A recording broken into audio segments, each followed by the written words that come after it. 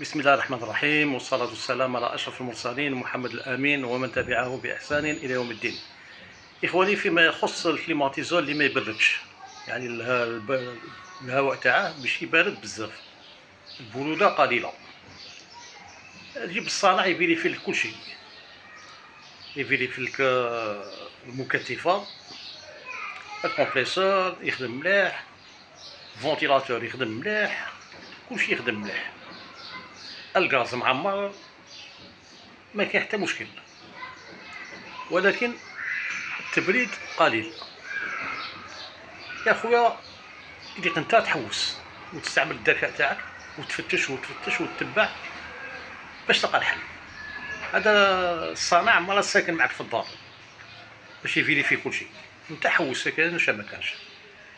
تجي تشوف هاد الانابيب هادو تلقاهم سيلون لي نورم، ما عنده حتى مشكل. كيما قلت الفونتيلاتور يخدم، المروحة تخدم، الكوندونساتور يخدم، تو فا بيان. ولكن التبريد قليل. ابحث خويا، ابحث. بالك هنا كاين اون فويت، انا وليت نبحث هنا، نبحث حتى وصلت هنا في هذا المكان هذا.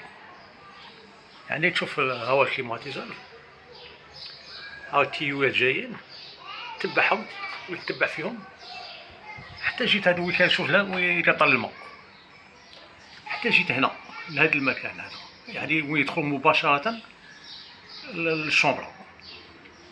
واش لقيت هنا الدعوة محفورة والتيو متقوب والهواء البارد يخرج منه.